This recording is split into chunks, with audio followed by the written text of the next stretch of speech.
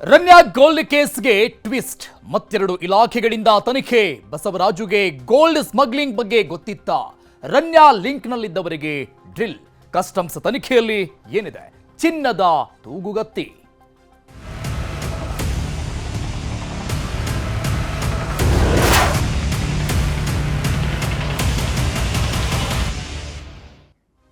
ನಟಿ ರಮ್ಯಾ ವಿರುದ್ಧದ gold smuggling ಪ್ರಕರಣಕ್ಕೆ ಸಂಬಂಧಪಟ್ಟಂಗೆ ಈಗ ಮತ್ತೆರಡು ತನಿಖಾ ಸಂಸ್ಥೆಗಳಿಂದ ಈ ಪ್ರಕರಣವನ್ನ ತನಿಖೆ ಮಾಡಲಾಗ್ತಾ ಇದೆ.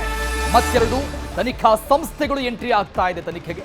ಕಸ್ಟಮ್ಸ್, ಇಮಿಗ್ರೇಷನ್ ಡಿಪಾರ್ಟ್ಮೆಂಟ್ ನಿಂದ ತನಿಖೆಯನ್ನ ಮಾಡಲಾಗುತ್ತೆ. ಬಿಗ್ ಶಾಕ್ ಇದು. ಈ ಪ್ರಕರಣದಲ್ಲಿ ಭಾಗಿಯಾದಂತಹ ಎಲ್ಲರಿಗೂ ಕೂಡ ಕಸ್ಟಮ್ಸ್ ಮತ್ತು ಇಮಿಗ್ರೇಷನ್ ಡಿಪಾರ್ಟ್ಮೆಂಟ್ ನಿಂದ ತನಿಖೆ ಮುಂದುವರಿತಾ ಇದೆ. ಪ್ರೋಟೋಕಾಲ್ ನೀಡ್ತಾ ಇದ್ದ ಬಸವರಾಜ್ ವಿಚಾರಣೆ ಕೂಡ ಆಗಿದೆ. ಅಧಿಕಾರಿಯನ್ನ ಕಸ್ಟಮ್ಸ್ ಅಧಿಕಾರಿಗಳು, ಕಸ್ಟಮ್ಸ್ ಡಿಪಾರ್ಟ್ಮೆಂಟ್ ವಿಚಾರಣೆ ಮಾಡಿ. ರಮ್ಯಾ ಲಿಂಕ್ನಲ್ಲಿದ್ದಂತಹ ಭದ್ರತಾ ಸಿಬ್ಬಂದಿ, ಈ ಬಸವರಾಜ್ ಅಲ್ಲಿ ಕಾನ್ಸ್ಟೇಬಲ್ ಆಗಿ ಕರ್ತವ್ಯ ನಿರ್ವಹಿಸ್ತಾ ಇದ್ದಂಥ ವ್ಯಕ್ತಿ, ಪ್ರೋಟೋಕಾಲ್ ಕೊಟ್ಟಂತ ವ್ಯಕ್ತಿ, ಇನ್ನೆರಡು ದಿನದಲ್ಲಿ ಕಸ್ಟಮ್ಸ್ ಅಧಿಕಾರಿಗಳಿಂದ ವರದಿಯನ್ನ ನೀಡಲಾಗುತ್ತೆ. ಬಸವರಾಜು ಪಾತ್ರ ಹಾಗೂ ಸಂಪರ್ಕದ ಬಗ್ಗೆ ವರದಿಯನ್ನ ನೀಡಲಾಗುತ್ತೆ. ಎಷ್ಟು ದಿನಗಳಿಂದ ರಮ್ಯಾಗೆ ಈತ ಸಂಪರ್ಕದಲ್ಲಿದ್ದ, ಯಾವ ರೀತಿಯಾಗಿ ಪ್ರೋಟೋಕಾಲ್ ಕೊಡ್ತಾ ಇದ್ದ, ಎಲ್ಲ ವಿಚಾರಣೆಯನ್ನ ಮಾಡಿ ವರದಿಯನ್ನ ರೆಡಿ ಮಾಡಿಕೊಂಡಿದ್ದ. ಕಮಿಷನರ್ಗೆ ವರದಿಯನ್ನ ಸಲ್ಲಿಕೆ ಮಾಡೋದಕ್ಕೆ ಕಸ್ಟಮ್ಸ್ ಟೀಮ್ ಕೂಡ ರೆಡಿ ಆಗುತ್ತೆ. ಕಸ್ಟಮ್ಸ್ ಹಾಗೂ ಇಮಿಗ್ರೇಷನ್ ವರದಿ ನಂತರ ಕ್ರಮ ಆಗುತ್ತೆ. ಒಂದು ವೇಳೆ ಕರ್ತವ್ಯ ಲೋಪ ಕಂಡು ಬಂದ್ರೆ ಶಿಸ್ತು ಕ್ರಮವನ್ನ ಜರುಗಿಸಲಾಗುತ್ತೆ. ಭದ್ರತಾ ಸಿಬ್ಬಂದಿ ವೈಫಲ್ಯ ಕಂಡು ಬಂದ್ರೆ ಕ್ರಮ ಆಗುತ್ತೆ. ಈ ಪ್ರಕರಣವನ್ನ ಪ್ರಾಥಮಿಕ ಹಂತದಲ್ಲಿ ನಾವು ನೋಡ್ತಾ ಹೋದ್ರೆ ಫಸ್ಟ್ ಲೂಪ್ ಹೋಲ್ ಕಂಡು ಬರೋದೆ ಏರ್ಪೋರ್ಟ್ನಲ್ಲಿ ಯಾವ ರೀತಿಯಾಗಿ ಪ್ರೋಟೋಕಾಲ್ ಕೊಟ್ಟರು ಅನ್ನುವಂಥದ್ದು.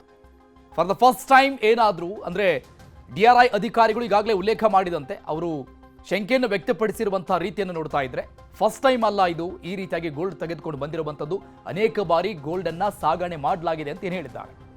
ಸೊ ಆ ರೀತಿಯಲ್ಲಿ ಫಸ್ಟ್ ಟೈಮ್ ಏನಾದರೂ ಅಂತಾರಾಷ್ಟ್ರೀಯ ಏರ್ಪೋರ್ಟ್ನಲ್ಲಿ ಈಕೆಯನ್ನ ಕಸ್ಟಮ್ಸ್ ಅಧಿಕಾರಿಗಳು ಸರಿಯಾಗಿ ಪ್ರೋಟೋಕಾಲ್ ಫಾಲೋ ಮಾಡಿ ಚೆಕಿಂಗ್ ಮಾಡಿದ್ರೆ ಅವತ್ತೇ ಈ ಒಂದು ವಿಚಾರ ಬಯಲಾಗ್ತಾ ಇತ್ತು. ಪ್ರೋಟೋಕಾಲ್ ಅಲ್ಲಿನೇ ಫಸ್ಟ್ ಲೂಪ್ ಹೋಲ್ ಕಂಡು ಬರುತ್ತಾ ಇದೆ. ಹಾಗಾಗಿ ಶಿಸ್ತು ಕ್ರಮ ಆಗುತ್ತೆ. ಭದ್ರತಾ ಸಿಬ್ಬಂದಿಯ ವೈಫಲ್ಯ ಏನಾದರೂ ಕಂಡು ಬಂದ್ರೆ ಎರಡು ತನಿಖಾ ಸಂಸ್ಥೆಗಳಿಂದ ಈ ಒಂದು ಪ್ರಕರಣದ ತನಿಖೆ ಮುಂದುವರಿತಾ ಇದೆ. ಈಗಾಗಲೇ ಈ ಪ್ರಕರಣದಲ್ಲಿ ಪ್ರಮುಖ ಪಾತ್ರಧಾರಿ ಅಂತ ಶಂಕೆ ವ್ಯಕ್ತವಾಗಿರುವಂಥದ್ದು ಬಸವರಾಜ್, ಕಾನ್ಸ್ಟೇಬಲ್, ಪ್ರೋಟೋಕಾಲ್ ಕೊಟ್ಟಂತ ವ್ಯಕ್ತಿ. ಆತನ ವಿಚಾರಣೆ ಕೂಡ ಆಗಿದೆ, ವರದಿ ಸಿದ್ಧ ಆಗಿದೆ. ವರದಿಯನ್ನ ಕೊಡೋದಕ್ಕೆ ಕಸ್ಟಮ್ಸ್ ಅಧಿಕಾರಿಗಳು, ಕಸ್ಟಮ್ಸ್ ಟೀಮ್ ರೆಡಿ ಆಗಿದೆ.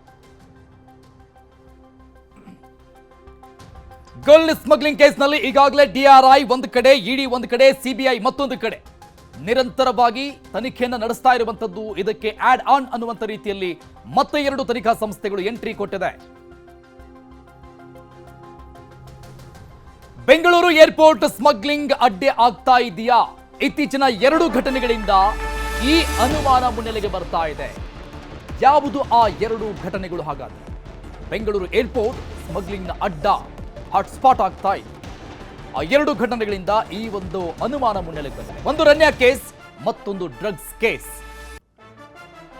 ದುಬೈ, ಬೆಂಗಳೂರಿಗೆ ಹಲವು ಬಾರಿ ರಮ್ಯಾ ಓಡಾಟವನ್ನ ಮಾಡಿರೋದು. ರೆಸಿಡೆಂಟಲ್ ವೀಸಾ ಇದೆ ದುಬೈನಲ್ಲಿ. ಹಲವು ಬಾರಿ ಚಿನ್ನ ಸಾಗಾಟ ಆಗಿದೆ ಅಂತ DRI ಈಗಾಗಲೇ ತನಿಖೆಯಲ್ಲಿ ಉಲ್ಲೇಖ ಮಾಡ್ತಾ ಇದೆ. ಶಂಕೆ ವ್ಯಕ್ತವಾಗಿದೆ. ಇಷ್ಟು ಬಾರಿ ಚಿನ್ನ ಸಾಗಿಸಿದ್ರು ಕೂಡ ರಮ್ಯಾ ರಾವ್ ಒಂದು ಬಾರಿ ಕೂಡ ಸಿಕ್ಕಾಕೊಂಡಿಲ್ಲ. ಯಾಕೆ? 75 ಕೋಟಿ ಮೌಲ್ಯದ ಡ್ರಗ್ಸ್ ಕೂಡ ಸೀಸ್ ಆಗಿತ್ತು ಏರ್ಪೋರ್ಟ್ ಅಲ್ಲಿ. ಮಂಗಳೂರಲ್ಲಿ ಸಿಕ್ಕಿಬಿದ್ದಂತಹ 75 ಕೋಟಿ ಮೌಲ್ಯದ ಡ್ರಗ್ಸ್, ಇದನ್ನ KIAL ಮೂಲಕವೇ ಸಾಗಣೆ ಮಾಡಲಾಗಿತ್ತು ಅನ್ನುವಂತ ಮಾಹಿತಿ ಕೂಡ ಇದೆ. ಹಾಗಾದ್ರೆ ಏರ್ಪೋರ್ಟ್ನಲ್ಲಿ ಚೆಕ್ ಮಾಡೋದಿಲ್ವಾ? ಪ್ರೋಟೋಕಾಲ್ ಫಾಲೋ ಮಾಡೋದಿಲ್ವಾ? ಸ್ಥಳೀಯ ಪೊಲೀಸರು, ಕಸ್ಟಮ್ಸ್, ಇಮಿಗ್ರೇಷನ್ ಅಧಿಕಾರಿಗಳು, ಪ್ರೋಟೋಕಾಲ್ ಅಧಿಕಾರಿಗಳ ವೈಫಲ್ಯನ ಈ ಡೀಟೇಲ್ಸ್ಗಳನ್ನು ನೋಡಿದ್ರೆ ಹೌದು ಅನ್ನುವಂತ ಉತ್ತರ ಸಿಗುತ್ತೆ ನಮಗೆ.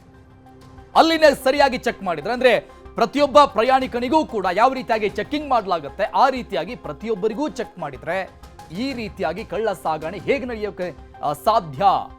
ಆ ರೀತಿಯಾಗಿ ಚೆಕ್ ಮಾಡೋದಕ್ಕೆ ಅವರಿಗೆ ಸ್ಪೆಷಲ್ ಆಗಿ ಟ್ರೈನಿಂಗ್ ಕೂಡ ಕೊಟ್ಟಿರ್ತಾರೆ ಕಸ್ಟಮ್ಸ್ ಅಧಿಕಾರಿಗಳಿಗೆ. ಏರ್ಪೋರ್ಟ್ನಲ್ಲಿ ಚೆಕಿಂಗ್ ಯಾವ ರೀತಿಯಾಗಿ ಮಾಡಬೇಕು ಅನ್ನುವಂಥ ನಿಟ್ಟಿನಲ್ಲಿ ಸ್ಥಳೀಯ ಪೊಲೀಸ್ ಅಧಿಕಾರಿಗಳಿರ್ತಾರೆ.